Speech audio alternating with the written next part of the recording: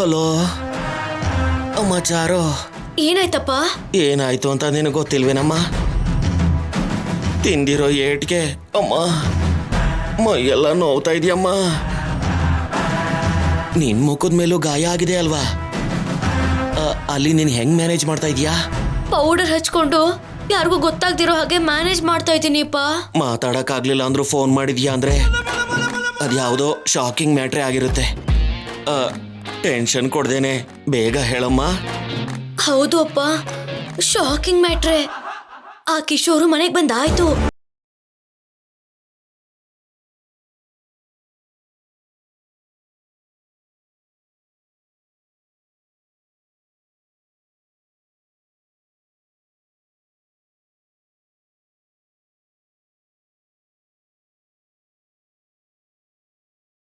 ಅಂದ್ರೆ ಆ ಕಿಶೋರು ನಮ್ ಬಗ್ಗೆ ಹೇಳಲೇ ಇಲ್ಲಪ್ಪ.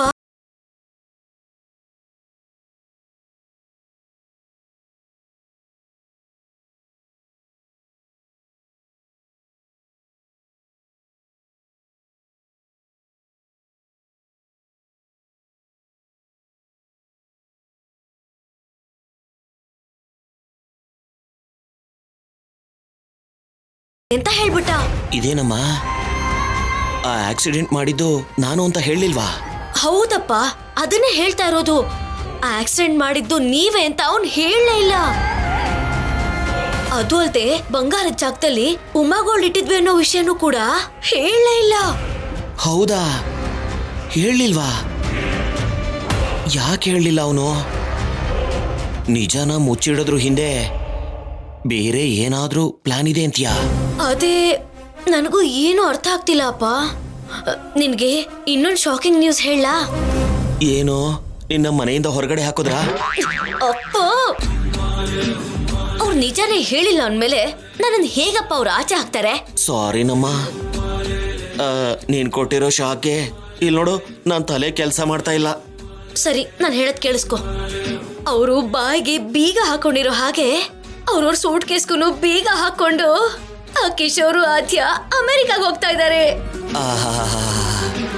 ನೀನ್ ಬಾಯಿಗೆ ಸಕ್ಕರೆ ಹಾಕ್ಬೇಕಮ್ಮ. ಇಲ್ಲಿ ನೋಡು, ಈ ಶಾಕ್ ತುಂಬಾ ಚೆನ್ನಾಗಿದೆಯಮ್ಮ. ಅಮ್ಮ, ಎಂತ ಗುಡ್ ನ್ಯೂಸ್ ಹೇಳ್ದಿಯಮ್ಮ. ಹೌದು ಅಪ್ಪ, ಆದ್ಯ ಇಲ್ಲಿರೋವರೆಗೂ ಸಿನಿಮಾವ ನನಗೆ ಹತ್ರನೇ ಆಗಲ್ಲ. ಬೇಕು ಅಂದ್ರೆ ಇನ್ನೂ 4 ಒದೆ ತಿಂದ್ರು ಕೂಡ ಯಾವುದೇ ನಷ್ಟ ಇಲ್ಲ ಅನ್ಕೊಂಡು ಅವಳು ಹೋದ್ರೇನೆ ನನ್ ಎಲ್ಲಾ ಕಷ್ಟನೂ ದೂರ ಆಗೋದು, ನನ್ ಸಂಸಾರ ಚೆನ್ನಾಗಾಗೋದು ಅಪ್ಪ. ಹೌದಮ್ಮ, ಅದು ನಿಜಾನೇ. ಏನೇ ಆದ್ರೂ ನಾವು ಭಯಪಟ್ಟ ಹಾಗೆ ಅವನು ನಿಜ ಹೇಳಲಿಲ್ಲ. ಅದೇ ನಮ್ಮ ಅದೃಷ್ಟ. ಸರಿಯಪ್ಪ, ಯಾರಾದ್ರೂ ನೋಡ್ಬಿಡ್ತಾರೆ. ಮತ್ತೆ ಸಮಯ ನೋಡ್ಕೊಂಡು ಕಾಲ್ ಮಾಡ್ತೀನಿ, ಆಯ್ತಾ? ಸರಿ, ಹುಷಾರಮ್ಮ.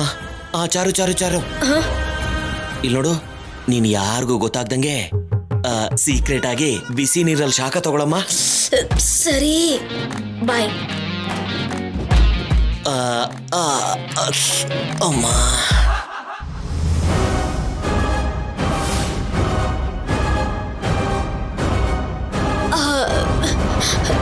ಸಿಕ್ಕಾಕೊಂಡ್ಬಿಟ್ಟೆ ಅನ್ಸುತ್ತೆ. ಆದ್ಯ, ಅದೇ ಅಪ್ಪ ಫೋನು.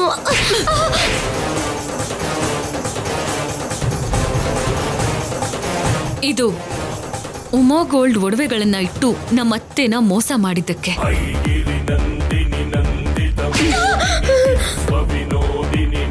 ಇದು ನಿಮ್ಮ ಮೋಸಗಳನ್ನ ತಿಳ್ಕೊಂಡಿರೋ ನಮ್ ಡ್ಯಾಡಿನ ಸಾಯಿಸ್ಬೇಕು ಅಂತ ನೋಡಿದ್ದಕ್ಕೆ.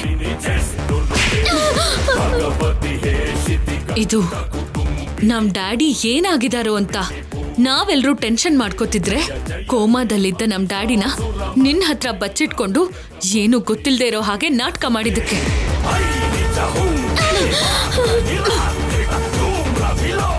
ಇದು ನನ್ನ ಬೆಂಕಿ ತಳ್ಳಿ ಸಾಯಿಸ್ಬೇಕು ಅಂತ ನೋಡಿದ್ದಕ್ಕೆ. ಇದು ನಮ್ ಡ್ಯಾಡಿನ ಅಡ್ಡ ಇಟ್ಕೊಂಡು ನನ್ನ ಬ್ಲ್ಯಾಕ್ ಮೇಲ್ ಮಾಡಿ ಸೀನುನ ನನ್ನಿಂದ ದೂರ ಮಾಡಿ ನನ್ನ ಎಮೋಷನ್ ಜೊತೆ ಆಡ್ಕೊಂಡಿದ್ದಕ್ಕೆ. ಇದು ಸಾಕ್ ಮಾಡು ಪ್ಲೀಸ್, ಬೇಡ. ಅವಾಗ್ಲೂ ಹೊಡೆದೆ, ಇವಾಗ್ಲೂ ಹೊಡಿತಿದ್ಯಾ, ಏನೇ ಇದು? ನನ್ನ ಮನುಷ್ಯಲು ಅನ್ಕೊಂಡಿದ್ಯಾ ಚಪಾತಿ ಹಿಟ್ಟು ಅನ್ಕೊಂಡಿದ್ಯಾ? ಹಾಗೆ ತಟ್ತಾ ಇದ್ದಾಳೆ. ಹೊಡಿಯೋದು ಮಾತ್ರ ಅಲ್ವೇ, ಸಾಯಿಸ್ಬಿಡ್ಬೇಕು ನಿನ್ನ. ನೀನ್ ಎಷ್ಟು ಕೆಟ್ಟೋಳು ಅಂತ ಗೊತ್ತಿದ್ರು ಕೂಡ ಯಾರಿಗೂ ಏನು ಹೇಳ್ದೇನೆ ನಾನ್ ಯಾಕೆ ಹೊರಟೋಗ್ತಿದ್ದೀನಿ ಅಂತ ಗೊತ್ತಾ? ದೊಡ್ಡಪ್ಪ ನಿನ್ ಮೇಲೆ ಇಟ್ಕೊಂಡಿರೋ ನಂಬಿಕೆ ಕಳ್ಕೋಬಾರ್ದು ಅಂತ, ಸೀನು ಸಂಸಾರ ಒಡೆದು ಹೋಗ್ಬಾರ್ದು ಅಂತ, ಒಂದ್ ಹೆಣ್ಣು ಹುಡುಗಿ ಜೀವನ ಹಾಳಾಗ್ಬಾರ್ದು ಅಂತ. ಇನ್ಮುಂದೆ ಆದ್ರೂ ಬುದ್ಧಿವಂತಿಕೆಯಿಂದ ನಡ್ಕೋ. ಮನುಷ್ಯ ಆಗ್ ಬದ್ಲಾಗಿ ಸೀನು ಮನ್ಸನ್ನ ಒಳ್ಳೆ ತಂದಿಂದ ಗೆಲ್ಲು. ನಿನ್ ಸಂಸಾರನ ಹೊಸದಾಗಿ ಶುರು ಮಾಡ್ಕೊ.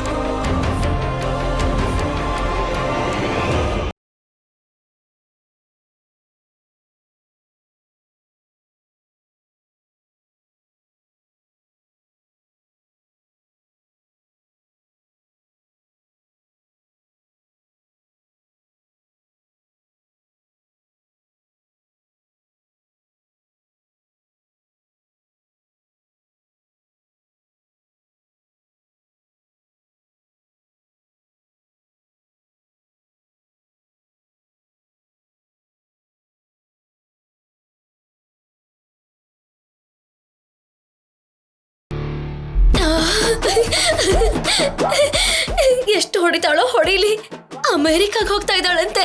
ಅಮೆರಿಕಾಗೆ ಹೋಗ್ಲಿ ಹೋಗ್ಲಿ ಹೋಗ್ಲಿ ಹೋಗ್ಲಿ ಹೋಗ್ಲಿ.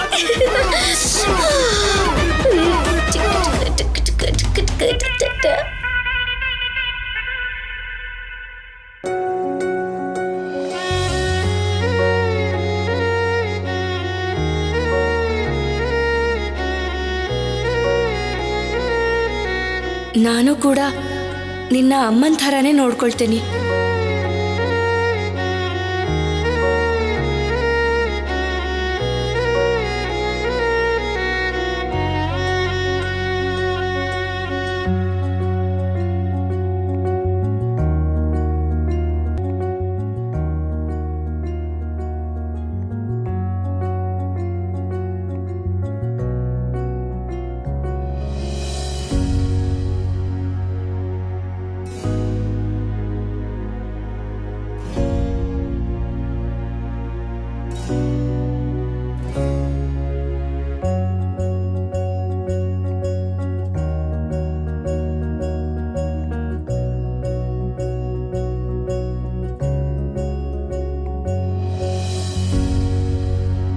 ನೀನು ಖಂಡಿತವಾಗೂ ಆಡಬಹುದು, ಆ ನಂಬಿಕೆ ನನಗಿದೆ.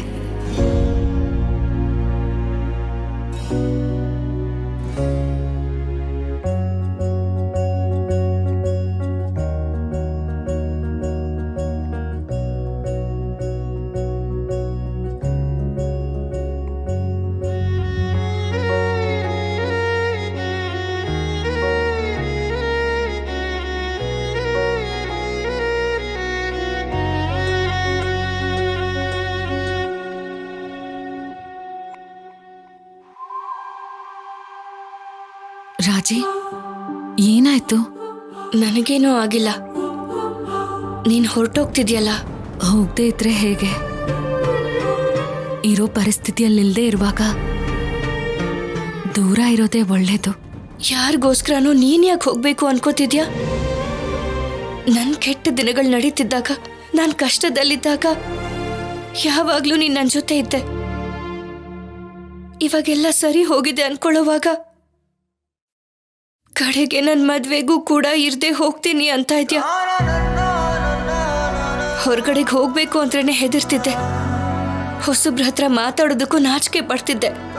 ಪ್ರಪಂಚನೇ ಗೊತ್ತಿಲ್ದೆ ಅಮಾಯಕಿ ಹಾಗೆ ಬದುಕುವಂತ ದಿನಗಳಿಂದ ಧೈರ್ಯವಾಗಿ ಕಾಲೇಜ್ಗೆ ಹೋಗಿ ಆಟ ಆಡಿ ಕಷ್ಟಗಳು ಬಂದ್ರೆ ಎದುರಿಸಿ ನನಗೇನೇ ಬೇಕು ಅಂದ್ರೂ ಸಾಧಿಸೋ ಅಂತ ಈ ದಿನದವರೆಗೂ ನನ್ನ ಜೊತೆಲೇ ಇದೆಯಾ.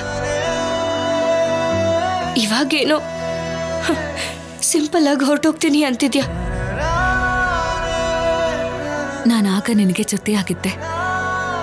ಈಗ ನಿನಗೆ ಜೀವನ ಪೂರ್ತಿ ನಿನ್ ಬೆರಳು ಹಿಡ್ಕೊಂಡು ನಡ್ಸೋ ಅಂತ ಒಬ್ಬ ವ್ಯಕ್ತಿ ಸಿಕ್ಕಿದ್ದಾರೆ. ಶೌರ್ಯ ಸರ್ ಇರೋವರೆಗೂ ನಿನಗಿನ್ನ ಯಾವ ಕಷ್ಟನೂ ಬರೋದಿಲ್ಲ, ಬರಕ್ ಬಿಡೋಲ್ಲ. ಆಗ ಬೆರಳು ಹಿಡ್ಕೊಂಡು ನಡೆದೆ. ಈಗ ನನ್ನ ಜೀವನದಲ್ಲೇ ನಡೆಯುವಂತ ದೊಡ್ಡ ಸಂಭ್ರಮ ಇದು. ನನಗೆ ಕಷ್ಟ ಇದ್ದಾಗ ಮಾತ್ರ ಇದ್ದು ನನ್ನ ಸಂತೋಷದ ದಿನಗಳಲ್ಲಿ ಇಲ್ಲದೆ ನೀನು ಅದು ಹೇಗೆ ಹೊರಟು ಹೋಗ್ತೀಯ ಆದ್ಯ? ಹೋಗ್ಬೇಕು ರಾಜಿ. ನೀನು ಹೋದ್ರೆ ನನಗಿರಕ್ಕಾಗಲ್ಲ ಆದ್ಯ. ಹೆಣ್ಮಕ್ಳು ಇಬ್ರು ಎಷ್ಟೇ ಅನ್ಯೋನ್ಯವಾಗಿ ಬೆಳೆದ್ರೂ ಯಾವತ್ತೋ ಒಂದು ದಿನ ದೂರ ಆಗ್ಲೇಬೇಕು.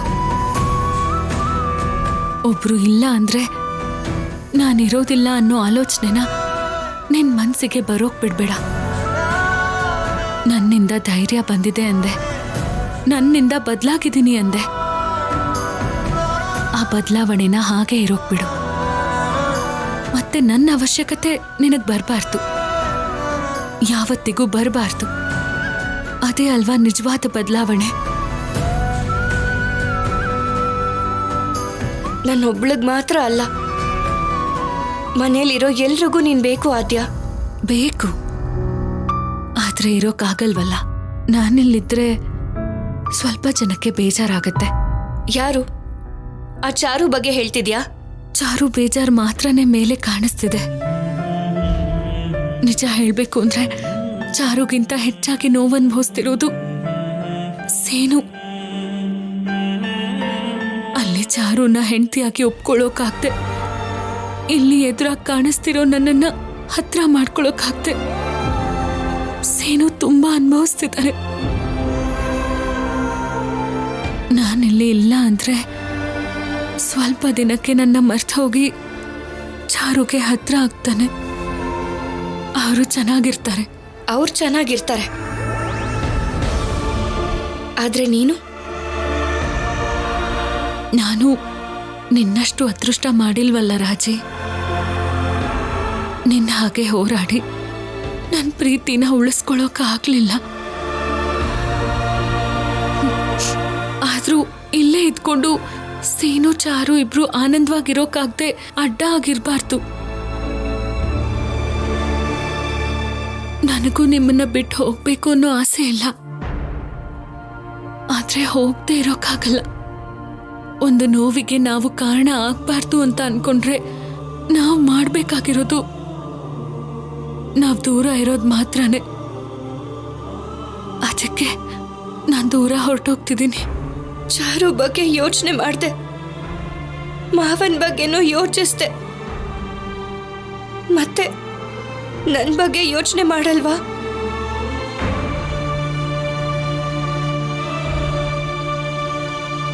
ನಿನ್ ಬಗ್ಗೆ ಯೋಚನೆ ಮಾಡೋ ವ್ಯಕ್ತಿ ನಿನ್ ಜೀವನಕ್ಕೆ ಬರ್ತಾ ಇದ್ದಾರೆ. ಹೀಗಿರುವಾಗ ನಿಮ್ಮಿಬ್ರ ಮಧ್ಯೆ ನಾನಿರೋದು ಕೂಡ ಕರೆಕ್ಟ್ ಅಲ್ಲ ರಾಜಿ.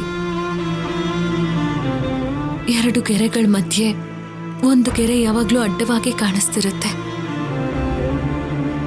ಹಾಗೆ ಇಬ್ರ ಮಧ್ಯೆ ಒಬ್ರಿರೋದು ಅಡ್ಡ ಆಗಿ ನಿಂತ್ಕೊಂಡಿರೋ ಹಾಗೆ.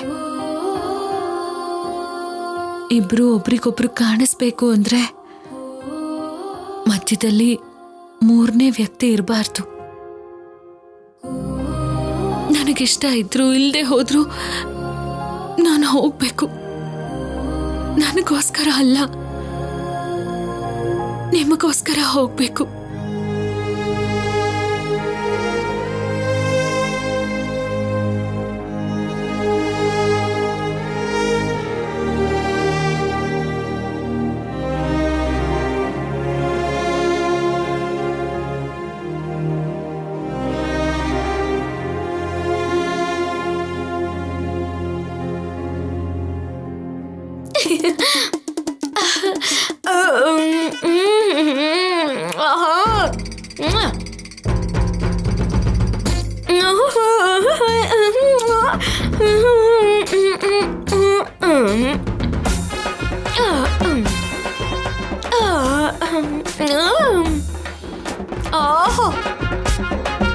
ನೀನು ಹೊರಟೋಗ್ತಿದ್ಯಲ್ಲ ಆದ್ಯ, ಅದಕ್ಕೆ ಇಷ್ಟು ಖುಷಿ.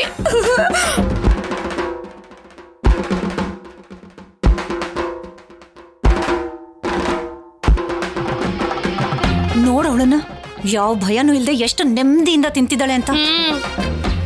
ಇವಳು ನಿದ್ರೆಯಲ್ಲಿ ಕುಂಭಕರ್ಣ, ತಿನ್ನೋದ್ರಲ್ಲಿ ಬಕಾಸುರಿ ಆಗೋಗಿದ್ದಾಳೆ. ಬುದ್ಧಿನಲ್ಲಿ ಶೂರ್ಪನಕ್ಕಿ ಬುದ್ಧಿ ನೋಡಿ.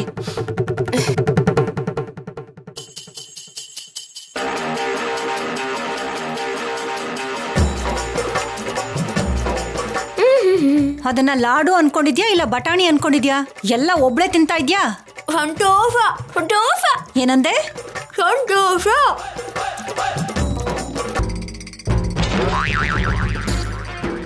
ಎಲ್ಲ ನನಗೆ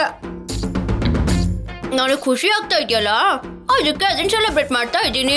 ಸೆಲೆಬ್ರೇಷನ್ ಅದು ಒಬ್ರೇ ಮಾಡ್ಕೊಳ್ಳೋದಲ್ಲ, ಎಲ್ಲಾರ ಜೊತೆ ಸೇರಿ ಮಾಡ್ಕೊಳ್ಳೋದು. ಕೊಡು.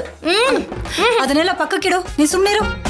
ಚಾರು, ಕಿಶೋರ್ ಬಗ್ಗೆ ಕೇಳಿದ್ಯಂತೆ, ಯಾಕೆ? ಒಳ್ಳೆ ಕಂಗಾಲಿಗಳ ತರ ತಿಂತಿದ್ಯಲೆ, ತಿನ್ನೋದು ಆಮೇಲೆ. ಮೊದಲು ಕೇಳಿದ ಪ್ರಶ್ನೆಗೆ ಉತ್ತರ ಕೊಡು. ಹೇಳಿದ್ರಾ? ಯಾವಾಗ?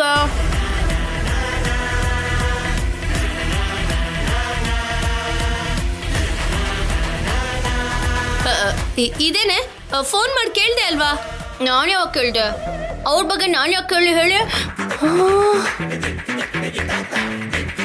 ಚಾರು, ನೀನು ಕೇಳ್ದೆ ನಿನ್ ಚಿಕ್ಕಮ್ಮ ಸುಳ್ಳು ಯಾಕೆ ಹೇಳ್ತಾಳೆ? ಕಾನ್ಸಿಕ್ವೆನ್ಸ್ ಏನಾದ್ರು ಬಿಜಿಟಾ ಚಿಕ್ಕಮ್ಮ? ಅಯ್ಯೋ ಅಯ್ಯೋ, ಈ ತರ ಮಾತು ಬದಲಾಯಿಸ್ತಿದ್ಯಲ್ಲೇ.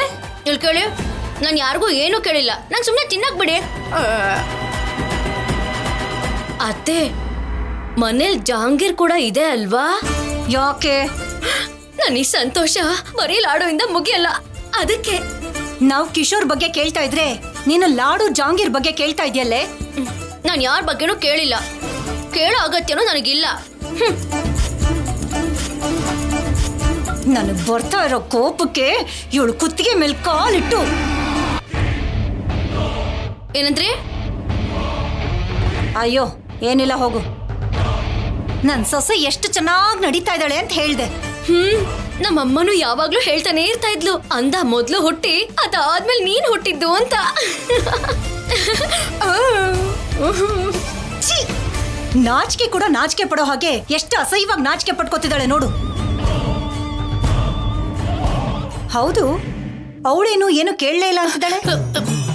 ಅದೇ ಅರ್ಥ ಆಗ್ತಿಲ್ಲ ಅದ್ಗೆ. ಇವಳು ನಮಗ ಅರ್ಥ ಆಗದೆ ಇರೋ ಕೆಲಸ ಮಾಡ್ದಾಗೆಲ್ಲ ಪ್ರತಿ ಸಲ ನಮ್ಮಣ್ಣ ಹೊಡೆಯೋ ಏಟ್ ಕಾಣಿಸತ್ತೆ ನನಗೆ. ನನಗೆ ನನ್ ಗಂಡ ಹೊಡೆಯೋದ್ ನೆನ್ಪಕ್ ಬರ್ತಿದೆ. ಮತ್ತೆ ಏನ್ ಮಾಡ್ತಾಳೋ ಏನು ಅಮ್ಮ. ನಾನು ಡ್ಯಾಡಿ ಜೊತೆ ಹೋಗ್ತೇನೆ. ಆದ್ಯನ ಹೇಗ್ ತಡಿಲಿ? ಅವಳು ಹೋಗ್ಬಾರ್ದು.